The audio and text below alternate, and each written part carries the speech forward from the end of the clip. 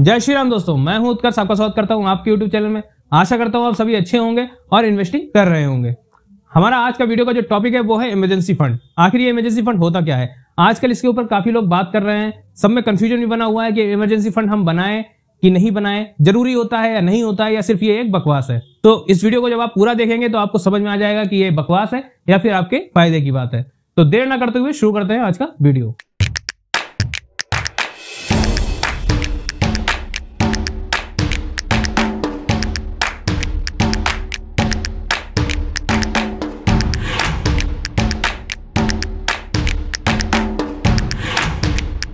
Emergency fund होता क्या है, सबसे पहले ये समझते हैं। मान लीजिए जब कभी आपको कोई इमरजेंसी पड़ जाए जिसमें आपको पैसे की जरूरत पड़ती है, जैसे अभी कुछ समय पहले जो पेंडेमिक आया था जिसमें काफी लोगों की जॉब्स चली गई थी, किसी को हेल्थ इश्यूज हो गए थे, बहुत ज्यादा प्रॉब्लम्स हो गई थी, जिसमें जॉब जाने की वजह से कई लोग फाइनेंशियल क्राइसिस से भी गुजर रहे थे। उस समय कई लोगों का पैसा स्टॉक मार्केट में डूब भी गया था, कई लोगों ने लॉस उठाया था। तो अब इस सिचुएशन में वो क्या करें, क्योंकि उन्होंने कोई भी ऐसा इमरजेंसी के लिए कोई ना तो पैसा जमा करके रखा था, ना ही कोई पैसे को कहीं पे इन्वेस्ट किया हुआ था जिससे वो वहां से निकाल सकें। तो अब यहां पे क्या किया जा सकता है? तो इस जगह पे एंट्री होती है इमरजेंसी फंड की। यहां पे आपका जो इमरजेंसी फंड अगर आपने क्रिएट किया होता तो आपको वहां पे लाभ मिलता उसका। तो इमरजेंसी फंड सिर्फ इन जो क्रिटिकल सिचुएशंस होती हैं, जो हमारे हाथ में नहीं होती हैं, जिनको हम समझ ही नहीं सकते हैं कि आकस्मिक कहां से आ रही हैं, ये उस सिचुएशन के लिए हमारे पास इमरजेंसी फंड का होना जरूरी है। इसको एक एग्जांपल से हम समझते हैं। आप हेल्थ इंश्योरेंस लेते हैं, क्यों लेते हैं? मान लीजिए आपके परिवार में या आपकी किसी की भी कोई भी हेल्थ इश्यूज होते हैं, तब आपका जो हेल्थ इंश्योरेंस है उससे आप क्लेम लेके उसको आराम से सॉल्व कर सकें, वहां पे अच्छे से दवा दारू आपका चल सके। तो इसको भी हम एक इमरजेंसी फंड के तरीके से देख सकते हैं। बट हर चीज के लिए आप इंश्योरेंस नहीं ले सकते हैं। अब जॉब चली गई तो जॉब के लिए आप इंश्योरेंस कैसे लेंगे? तो यहां पे इमरजेंसी फंड होना बहुत ज्यादा इंपॉर्टेंट हो जाता है। अगर आपका कोई भी इमरजेंसी फंड तैयार रहेगा, कोई भी क्रिटिकल सिचुएशन होती है, कोई भी इमरजेंसी होती है, तो वहां पे आप उस चीज का यूज कर सकते हैं। बढ़ते हैं अपने अगले सेक्शन की तरफ, जिसमें स्टेप 1, यहां पे हमें क्या करना है? अपने गोल को डिसाइड करना है कि आप कितना अपना इमरजेंसी फंड क्रिएट करना चाहते हैं। 6 महीने का, 12 महीने का। जब आपका गोल डिसाइड हो जाता है उस हिसाब से हम अगले प्लान की तरफ चलते हैं। मैं आपको अगर आइडियली अपनी राय देता हूं तो आपको 1 साल का फंड कम से कम तैयार करके रखना चाहिए, क्योंकि वो जो आकस्मिक कारण है या जो इमरजेंसी सिचुएशन है वो कितने समय के लिए है आप उसको डिसाइड नहीं कर सकते हैं। मान लीजिए आपकी अगर जॉब चली जाती है तो 1 महीने, 2 महीने, 4 महीने, जितना भी समय आपको जॉब मिलने में लगता है, तो आपके पास कम से कम 1 साल का इमरजेंसी फंड होना चाहिए, जिससे आप अच्छे से अपने खर्चों को चला सकें। तो आपको कम से कम 1 साल का इमरजेंसी फंड तैयार करना चाहिए। तो हमारा जो आगे का प्लान होने वाला है कि हम किस तरीके से अपने इमरजेंसी फंड को क्रिएट करें, वो मैं आपको 1 साल के हिसाब से ही बताऊंगा। आपको मैं 6 महीने का भी बताऊंगा, बट जो मेरा मेन उद्देश्य रहेगा वो मैं आपको 1 साल के हिसाब से बताऊंगा। मैं आपकी मान के चल रहा हूं कि आपकी अभी नई जॉब लगी है और आपकी सैलरी है 30,000 रुपए। अब आपके स्क्रीन पे एक टेबल शो होगी जिसमें मैंने आपको 30,000 के हिसाब से एक टेबल बनाई है कि आप किस तरीके से आपके जरूरतें हैं और कौन सी आपके डिजायर्स हैं, कौन सी आपकी चाहत हैं, मतलब नीड्स और वांट्स के हिसाब से मैंने उसमें उस टेबल में चीजों को अलग अलग किया है। तो चलिए शुरू करते हैं।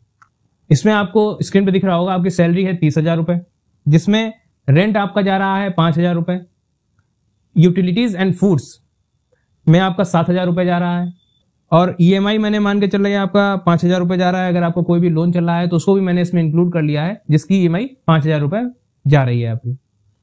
पर्सनल एक्सपेंस 6,000 रुपए मैंने रखा है, जिसमें आप स्विगी, जोमेटो, बाहर कहीं पार्टी करना, कुछ भी है, ये आपके पर्सनल एक्सपेंस में आ जाता है।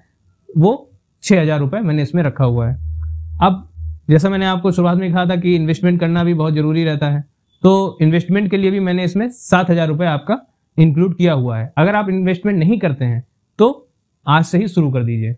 इसका टोटल अगर हम करते हैं तो 30,000 हो जाता है, आपके पास कुछ भी नहीं बच रहा है। तो रेंट आपकी जरूरत में आ जाता है, यूटिलिटीज एंड फूड्स आपकी जरूरत में आ जाता है, ईएमआई आपकी जरूरत में आ जाता है जिसको आप काट नहीं सकते हैं। आपको पर्सनल एक्सपेंस को इसमें इंक्लूड नहीं करना है, क्योंकि उसमें अब मान लीजिए आपकी जॉब चली जाती है या कोई भी ऐसी सिचुएशन आ जाती है, उसमें आप कहीं पे भी पार्टी नहीं करने जाएंगे, ना ही आप कोई स्विगी जोमेटो करेंगे। आपको तो आराम से अपने बहुत ही एहतियात से अपने बजट को चला के निकलना पड़ेगा। तो यहाँ पे हम आपकी सिर्फ जरूरतों को रखेंगे, ना कि वांट्स को। अब इसके हिसाब से हम 6 महीने का पहले जोड़ लेते हैं कितना होता है।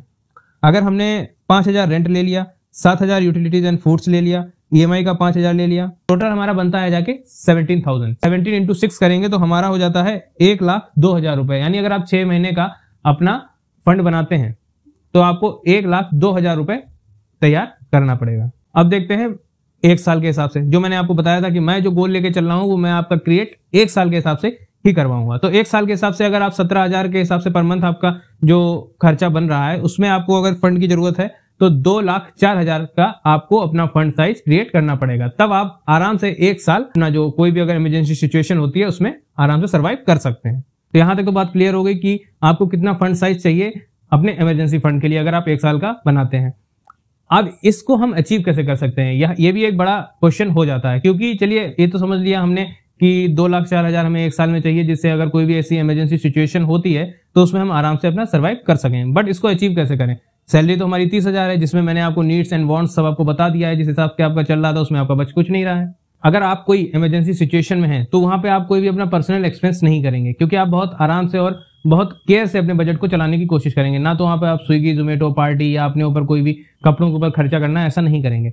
तो यहाँ पे जो आपका जो पर्सनल एक्सपेंस है उसको हमने नहीं जोड़ा था, लेकिन जो अभी आपको क्योंकि क्रिएट करना है अपना इमरजेंसी फंड, तो वहां पे आप पूरा तो अपना पर्सनल एक्सपेंस नहीं कट कर सकते। 6,000 रुपए अपने पर्सनल एक्सपेंस के ऊपर खर्च कर रहे थे, उसमें से कुछ तो आप कट कर ही सकते हैं, जिसमें से मान लेते हैं आपने 2,000 रुपए छोड़ दिए और 4,000 रुपए आप अपने पर्सनल एक्सपेंस पे खर्च कर रहे हैं। क्योंकि एक इमरजेंसी फंड भी बनाना जरूरी है, क्योंकि किसी भी इमरजेंसी के लिए हमको तैयार रहना जरूरी है। क्योंकि इमरजेंसी हमको बता के नहीं आने वाली है कि कौन सी इमरजेंसी एकदम से आ गई। ये कोरोना काल आया, कितने लोग इसमें बेरोजगार हो गए, तो ये उनको पता नहीं था। अगर उन लोगों ने इमरजेंसी फंड बनाया होता तो उन्हें वो सफर नहीं करना पड़ता जो उन लोगों ने अपनी जॉब जाने के बाद किया। इसीलिए हमें हर इमरजेंसी के लिए तैयार रहना है। तो मान लिया वहां से आपने 2,000 बचा लिए। अब जब तक आपका इमरजेंसी फंड तैयार नहीं हो जाता है तब तक आपको अपने इन्वेस्टमेंट को रोक देना है। जो आप 7,000 रुपए इन्वेस्टमेंट कर रहे थे उसको रोक देना है, क्योंकि जब तक इमरजेंसी फंड तैयार नहीं हो जाता है तो इन्वेस्टमेंट करने का कोई फायदा नहीं। इसीलिए वो 7,000 रुपए रोक देने हैं, वो इधर ही आपको ऐड कर देने हैं। तो यानी 2,000 और 7,000 प्लस हो गया आपका 9,000 रुपए। तो मतलब आपका मंथली 9,000 रुपए इमरजेंसी फंड के लिए निकल जाएगा। अब अगर हम 9,000 के हिसाब से देखें तो जो हमने गोल देखा था 1 साल के हिसाब से 2,04,000 का, वो कितने दिन में अचीव हो जाता है? तो इसको अगर हम 12 से मल्टीप्लाई करेंगे तो 9,000 के हिसाब से 1,08,000 रुपए बन रहा है जाके। तो इसमें अगर लगभग मान के चलें तो आपको 2 साल का समय आपको अपना इमरजेंसी फंड क्रिएट करने में लग जाएगा। अब कुछ लोग कहेंगे 2 साल तो बहुत होता है इमरजेंसी फंड क्रिएट करने के लिए। हाँ, मैं भी मानता हूं कि 2 साल बहुत ज्यादा हो जाता है इमरजेंसी फंड क्रिएट करने के लिए। बट ये सिर्फ आप 9,000 रुपए मंथली डाल रहे हैं, तब आपको 2 साल के आसपास का समय लग रहा है। लेकिन यहाँ पे अगर आप जॉब कर रहे हैं तो क्या आपको कोई बोनस नहीं मिलता होगा? मान लिया आपको ईयरली कोई भी बोनस लमसम अमाउंट में मिल जाता है, तो वो आप खर्च मत करिए अपने ऊपर। वो आप सीधे पहले जो आपकी प्रायोरिटी है, आपकी अभी प्रायोरिटी क्या है? इमरजेंसी फंड को क्रिएट करना। तो आप सीधे वो लमसम अमाउंट अपने इमरजेंसी फंड में ट्रांसफर कर दीजिए। मान लिया आपके कोई एफडी मैच्योर हो गई है, उस एफडी का जो भी अमाउंट आपको लमसम में मिल रहा है उसको आप इमरजेंसी फंड में डाल सकते हैं। या आपको अपने पेरेंट्स की तरफ से कभी कोई लमसम में कोई अमाउंट मिल जाता है, उसको आप अपने इमरजेंसी फंड में डाल देते हैं, जिससे जो आपका 2 साल के आसपास का जो गोल है इस फंड को अचीव करने का, वो थोड़ा सा समय कम हो जाएगा, ड्यूरेशन कम हो जाएगी। आप उस गोल को जल्दी अचीव कर सकते हैं। तो बात हो गई कि हम इसको कैसे अचीव कर सकते हैं। तो मैंने आपको बता दिया कि आपको अपने जो पर्सनल एक्सपेंस है उससे थोड़ा सा कटौती करनी है और इन्वेस्टमेंट को रोक के अपने इमरजेंसी फंड को क्रिएट करना है।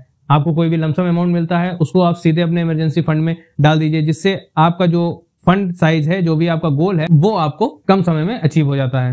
चलिए ये बात आ गई कि हमने 9,000 रुपए अपने इमरजेंसी फंड को ट्रांसफर कर दिया, लेकिन वो फंड हमें रखना कहाँ पे है? तो इमरजेंसी फंड बनाए कहाँ? तो देखिए, जो आपका सैलरी अकाउंट है उसमें आपको अपना इमरजेंसी फंड नहीं बनाना है, क्योंकि आप अगर अपने सैलरी अकाउंट में ही उतना रुपया छोड़ देंगे तो कभी भी आपको कोई जरूरत आती है तो आप उससे वो रुपए निकाल सकते हैं। क्योंकि कहीं ना कहीं कोई ना कोई ऐसे खर्चे लग जाते हैं जो इंसान उससे बच नहीं पाता है। तो इसीलिए आपको कभी भी अपने सैलरी अकाउंट में इमरजेंसी फंड को नहीं क्रिएट करना है। आपको एक अलग बैंक में एक अलग सेविंग अकाउंट खोलना है, जिसमें आप डायरेक्ट अपने सैलरी अकाउंट से उस अकाउंट में ट्रांसफर कर सकें अपने इमरजेंसी फंड को। मान लीजिए, जैसा मैंने आपको बताया था कि 30,000 के हिसाब से मैंने जो आपको प्लान समझाया था, उसमें से अगर 9,000 निकल जाता है तो आपको सिर्फ सैलरी मान के चलनी है 21,000 रुपए आपकी है, और उसके हिसाब से आपको अपने खर्चे करने हैं। उसमें से 9,000 रुपए आप सीधे इमरजेंसी फंड में डाल देते हैं, जिसको देखना भी नहीं है। तो इससे धीरे धीरे आपका इमरजेंसी फंड क्रिएट होने लगता है, जिसमें आप लमसम अमाउंट भी डाल देते हैं, जो कि जो 2 साल के आसपास का जो गोल होता है वो आप कुछ कम समय में, 1.5 साल में उसको अचीव कर लेते हैं। अब हमारे पास बन जाता है 2,04,000 रुपए। अब इसको क्या हमें सेविंग अकाउंट में ही पड़े रहने देना है पूरा, कि जब भी हमें जरूरत पड़े तो इससे निकाल सकें? नहीं, ऐसा नहीं करना है। इसको भी हम 10, 20 और 70 रूल से इसको समझेंगे कि आपको क्या इसमें करना है। 10, 20 और 70 रूल होता क्या है? देखिए, 2,04,000, इसका 10% जो हिस्सा है वो आपको अपने पास कैश में रखना है। 10% हिस्सा आपको कैश में रखना है। वो आप घर में रख सकते हैं, अपने पास रख सकते हैं, या जहां पे भी आप उसको तुरंत अवेलेबल आपके पास हो सके, ऐसा आपको रखना है। अब 20%, जो आपका 2,04,000 जो आपका फंड साइज है, उसका 20% आपको अपने बैंक अकाउंट में रखना है, सेविंग अकाउंट में रखना है, जिससे आप जब आपको जरूरत पड़े तो आप वहां से भी निकाल सकते हैं। एक तो आपको 10% आपके कैश आपके हाथों में हो गया, जब आपको जरूरत है उस वहां पे तुरंत ले सकते हैं। 20% आपके बैंक अकाउंट में हो गया। अब लास्ट में हमारे पास बचता है 70%। तो उस अमाउंट को हमें क्या करना है? उस अमाउंट को, या हाई लिक्विडिटी फंड्स जो होते हैं उनमें आप इन्वेस्ट कर सकते हैं, जिसमें आपको एफडी के बराबर के आसपास का ही रिटर्न मिलता है, और जब आप उसको रिडीम करेंगे तो 24 घंटे के अंदर आपके पास पैसा पहुंच जाता है। तो हाई लिक्विडिटी जो फंड है उनमें आपको या तो इन्वेस्ट कर देना है, नहीं तो एक सेविंग अकाउंट में एक फैसिलिटी चलती है ऑटो स्वीप की, जिसको आप अपने बैंक में जाके उसको ऑन करवा सकते हैं, शुरू करवा सकते हैं, और उसमें भी आपको एफडी का रिटर्न मिलेगा और लिक्विडिटी ज्यादा रहेगी। जैसे आप सेविंग अकाउंट में कभी भी पैसा अपना निकाल सकते हैं, उसी तरीके से आप इसमें भी कभी भी अपना पैसा निकाल सकते हैं। तो इस तरीके से आपको अपने 10, 20 और 70 रूल को फॉलो करना है, जिससे आपको अच्छा रिटर्न भी मिलेगा और आपका इमरजेंसी फंड भी तैयार हो जाएगा। किसी भी इमरजेंसी में आप उससे आराम से लड़ने के लिए बिल्कुल कैपेबल होंगे। आई होप आपको एक एक पॉइंट बहुत क्लियरली समझ में आया होगा कि इमरजेंसी फंड होता क्या है, इसको हम कैसे क्रिएट कर सकते हैं, किस तरीके से जो फंड हमारा है उस गोल को हम कैसे अचीव कर सकते हैं, और उस गोल को अचीव करने के बाद हम उसको कहां रख सकते हैं, और किस तरीके से अच्छी तरीके से इन्वेस्ट कर सकते हैं, और लास्ट में अगर कोई भी ऐसी इमरजेंसी पड़ती है तो हम उस इमरजेंसी के लिए हमेशा तैयार रहते हैं, तत्पर रहते हैं और आराम से उससे सामना कर सकते हैं। अगर आपको पूरा वीडियो पसंद आया है, जानकारी अच्छी लगी है, तो कमेंट में जरूर बताइएगा। वीडियो को लाइक करिए और चैनल को सब्सक्राइब करिए।